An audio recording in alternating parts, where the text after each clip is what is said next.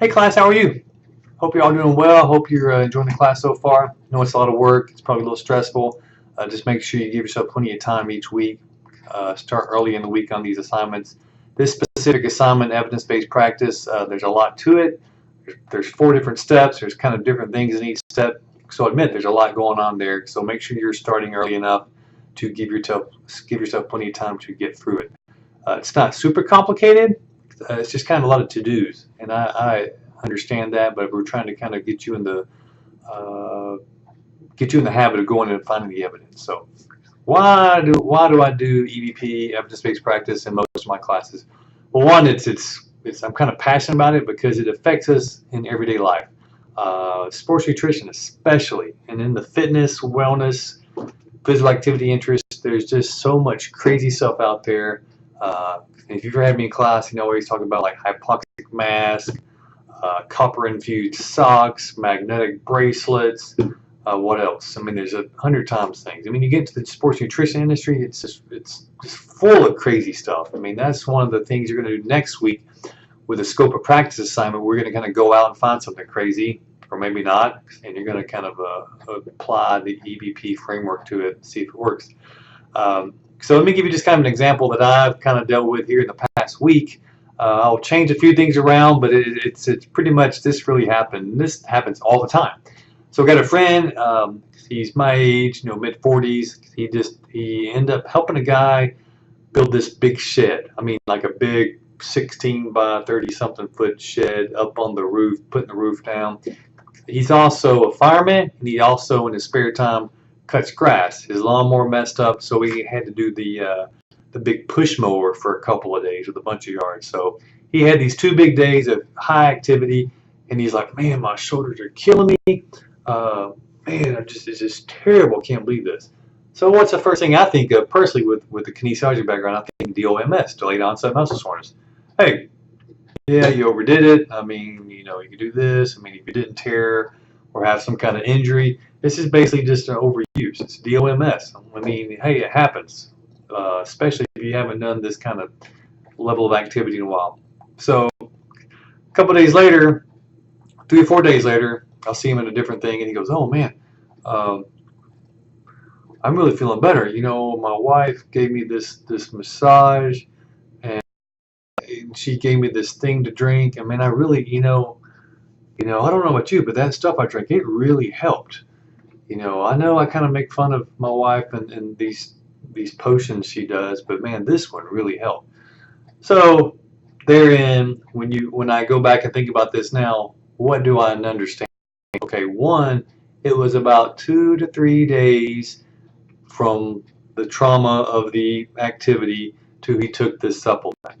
So what happens with DOMS in 2 or 3 days? Right, you get better. You get over it. Okay, so on that kind of the worst day of his pain, depending, sometimes it can take 24, 48 hours for that DOMS to really get its worst. So at his worst point of DOMS, he takes this magic potion, and guess what? The next few days he gets better. Well, really, we know if he had drank it or not, he could have just ate some cornflakes and drank chocolate milk. It doesn't matter. Drank a beer. It doesn't matter. He would have gotten better. Okay, but we as humans, we kind of apply causality to different things. We build these correlations in our mind to say, oh, this was something I did unique, so it must have caused this.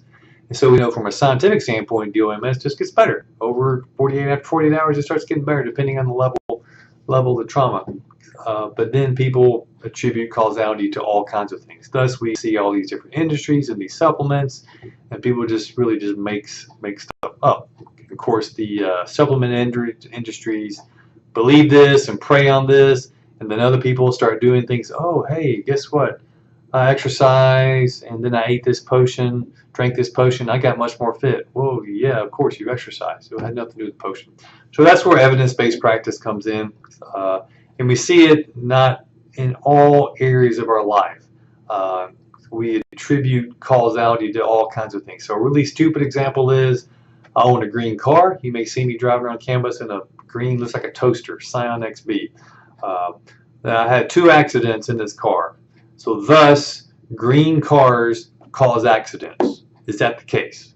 No, there's a lot of other stuff going on. What if I only ever owned a pink car and I've only ever had an accident in a pink car? Does that mean pink cars cause accidents? Absolutely not. But you see how the human mind, we can really make these correlations and these anecdotal evidence, if you will, to prove things. So I'm not trying to belabor the point, but that's what EBP is for, is to look at really good evidence, filtered evidence. Evidence is gone through a rigorous screening process, not just random articles. I mean, we do research here, and we really love our research, and we do great research. But filtered evidence are things that are gone through several steps. It's not just one article. It's gone through several steps, and it's gone through reviews and meta-analysis of things. So that's kind of what the whole gist of it is. So let's just get into a little bit what an EBP is. It's three things, and you're going to see different things below this video. So it's based on three things: clinical expertise, which is you as a practitioner. You've got experience working with people, dealing with this thing you deal with. You're an expert. The patient values. Okay, does your patient want to do high intensity training or hates it? Okay, we know high intensity training is the best bang for the buck, but your patient will never come back. Okay, so you're not going to do high intensity training, right? Because patient value. So their preferences, what they like, appreciate, value, that's the second part. The third part, the biggest part, which is kind of all about this, is the best research evidence. So all the things you're going to do, all the assignments, you're going to do a bunch of assignments kind of in one here, are based on the research. And so we want to kind of figure out, what does the research say about this question? And again, within our field, not just sport nutrition, but again, we can go look up a hypoxic mask. We can look at using sodium in our drinks, or doing protein for recovery, chocolate milk. Those are all things relevant to things we do in our area. But we have systematic reviews, meta-analysis, this big site called Cochrane Review, and we want to make sure that we've got these kind of big studies of studies, and that's what those things are. So when you go to like PubMed, I'll ask you to do that later. Those are just kind of random studies, and you're looking at these one things. I want you to go and look at that too, which is kind of right below here. That shows you kind of the level of evidence, making sure you know, like a case study. Yeah, there's case studies in research, but you can't build a lot of knowledge off one case study. We would say, hey, yeah, it could be a correlation, it could not be a correlation, but we'd have to study something to prove that it caused that. If you had stats, you'll know what this correlation thing is. Okay, so you can also think of evidence-based practice as a s'more. Three things to a s'more. You got the graham cracker, you got the chocolate, then you got the marshmallow in there. Those are the kind of the three things. But let me go back before I go to the s'mores. I talk about being a practitioner and then the consumer. Again, as a consumer, someone you're going to work with, or they're going to employ you. You're a consumer and they're a consumer. People want to save money. I got a friend right now buying basically water that's pH balanced. Okay, it's not acidic, it's not saline, it's just pH balanced water. These folks have multiple health issues. They're well below the poverty line, and for whatever reason, they believe that this pH balanced water is healthy for them. So if you go and look at that, that's total bull-malarkey. Okay, otherwise you can't eat tomatoes or oranges because they're acidic. It's just your body doesn't work that way.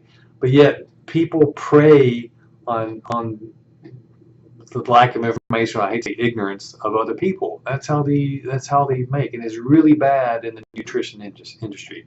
And one thing for you as a professional, you don't want to be that. You don't want to be ill-informed or buy into something that's new and oh, this is so hot, the best thing, this is the best new supplement, we're going to jump on this bandwagon and I'm going to make some money on the side. You know what, that's called unethical and borderline immoral. It's unethical to prescribe something that doesn't work. It's just unethical. You cannot do that. So you want to make sure, not only as a professional, but as a consumer, that these things work. So back to the s'mores. Talk about s'mores. So you have to have all three parts to work. My wife wants to make s'mores without parts. Like, you can't do that. It's not a s'more. It's a chocolate cracker at that point. It's not a s'more. But again, to have the best s'more, you got to have just the right size of chocolate. You got to have the right size marshmallow, the right size graham cracker. It's got to fit together, and there's like this perfect s'more. You know, too much or too little of one thing, and it just doesn't work right. Okay, so one, you know, if you don't have enough chocolate in there, it kind of messes up the whole s'more. You got to have just enough. If you got a stale, gross graham cracker, it's a bad s'more. Okay, so you got to have all these three components in there. So the graham cracker is basically the research. That's the big thing, really, when you get into EBP. That's really the ultimate what it rotates around the research. Okay, and the other two things kind of back it up. So sometimes our tradition, things we've always done, is in contrast to years of tradition. So a recent example in non-nutrition are mirrors and fitness centers. Mirrors and fitness centers are everywhere. Okay, so what does the research say about mirrors and fitness centers? It says they are demotivating. It says people don't like them. Fewer people want to go into a room with big mirrors. Okay, but here we are still to this day ignoring that information, ignoring that data, and we got big mirrors everywhere. Okay, it's kind of funny. That's just one mild example. So sometimes our tradition gets broken up, and we got to realize, oh, hey, this is not right, and we got to change paths. Don't be so married to something that you can't change based on the evidence. You know, be humble, be like that. Okay. Also, sometimes it verifies things we might have assumed, or we had a hypothesis or a hunch, and it kind of verify that. But the trick is not to get stuck on one thing or the other. Don't fall so in love with this certain type of research that you kind of miss the application of the research. But also don't dismiss it because you don't trust the science. Again, a whole other thing. Some people think it's all made up, but it's not. So the graham cracker is only as good as the ingredients that make up the graham cracker. And so in this case, in this research is only as good as the quality of the studies. So we're going to look at a lot of reviews or systematic reviews, and that's some of the practice you're going to do below. And a systematic review is where they do keywords and databases, and they pull up, let's say, 700 studies on hydration recycling. Okay, or salt and hydration drinks. They do 100 studies, and then they're going to go and make sure, out of all those studies, you know, 78 actually fit our credentials that we're looking for. And they do a systematic go and review those specific studies. And that really pulls out all the evidence from all those separate studies into one big cool thing. Go, oh, here's the actual truth. So it kind of gets rid of all the different biases that are involved there. So the other two, the marshmallow would be your preference. You have an expertise, you have an experience. You know, if you've been in the field or you worked for 25 years in this industry, you know things. You've worked with people. That matters. And the big one that's often overlooked is the chocolate, which is the patient preference. You know, again, going back to the example of high-intensity training, if your person doesn't want to do it and they hate it, which a lot of people do, then they won't come back. So you have to say, hey, I need to skip this ideal thing in the research because they won't do it, because we want to keep them. So that's the whole concept of evidence-based practice, those three things. Again, you got the research, your professional preference, your professional experience, and then the patient or the client preferences and values there. So let's talk about the assignment real quick. So again, we've got this number one. Hey, here you are. Got a little, just kind of read through there what's going on. I got a little link to Gatorade to see how super duper their stuff is. By the way, don't get me started on Gatorade. Anyway, a lot of bad stuff there. So I have a little short video based on EBP. It's a lot shorter than this one. A little one-page article from Dr. Sackett, who kind of developed and pioneered evidence-based medicine, which evidence-based practice kind of follows. We've got a video with Dr. Sackett to kind of watch from them. So just some quick things to kind of go through and look at, get a little bit more of a background. Okay, so get into the meat of the assignment. There's 4 different parts. So just write one paper, or type up one paper, just do part 1, 1, 2, 3, 4. Part 2, you're going to post a citation and write a couple sentences. Part 3, same thing. Part 4, you're going to answer a few questions. So again, just do it like an outline. Part 1, follow the directions. Part 2, follow directions. Part 3. So just it might be a couple of pages, however long it takes, but then you're going to upload that one document into the assignment here. So let me go through each step. So part 1 is an outside reading. It's a chapter from the book Evidence-Based Practice in Exercise Science. It's their chapter on nutritional supplements. There's 4 case studies in that chapter. So just go through those case studies, look through there, and I got 4 questions I'm asking based on that book. I'll also give you a link, actually 2 links in that page. There's a PDF of this really long, it's a book, a really big book from National Institutes of Health, and it explains the tables of, or it has a table in there based on, has a table in there on the levels of evidence. There's level A, level B, level C, and level D. So it shows you that table real clearly. Might probably be a question on this, so you got to make sure you click that link and find it. It's toward the beginning of the document, page XIII. So it's right there, the first few pages, page 8 or whatever. Table ES1. Go to that PDF, look through there and see that table on the levels of evidence.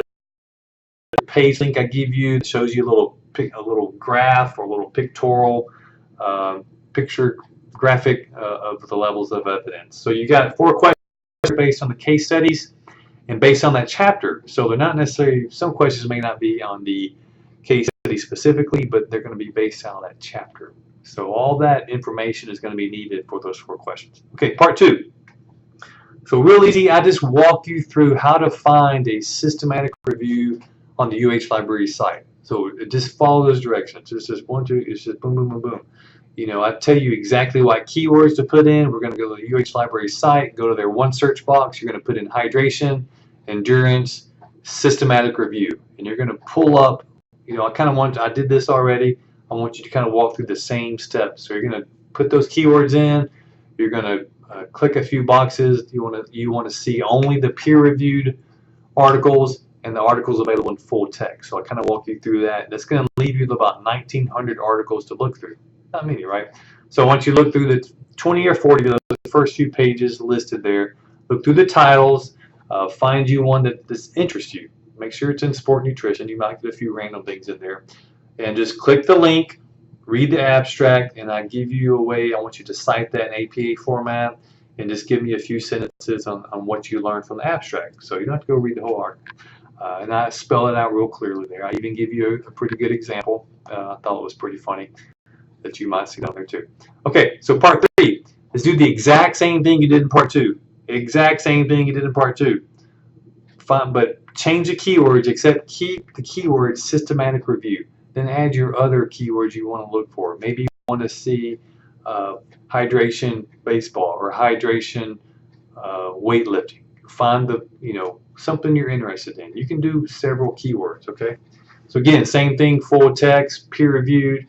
Go through some of those, read the abstract and cite that and tell us what you knew about it. So I list those things out for you. Okay, part 4, last part. There's 2 ACSM position stands specifically relevant to this class: exercise and fluid replacement, and nutrition and athletic performance. So go and look through those. They're quite long. So I don't expect you to kind of read through every single thing, but ask a few questions based on those 2 position stands from ACSM, actually 3 questions. So go through and look at those questions and answer those. All right, so I knew I talked a lot, so I apologize, but I wanted to make sure we're clear on EBP and these assignments. So this is a great assignment. Not only will it help you in this course specifically, but it's going to help you in life. It's going to help you at parties when people are talking about, hey, I'm going to try this new copper-infused socks. It's going to help my gout. You're going to go, no, that's dumb. So you're going to be cool at parties. All right. So anyway, guys, if you got any question on this, please let me know. Ask early in the week so you have time. And I hope you guys are staying up to date and enjoying things so far. All right. See ya.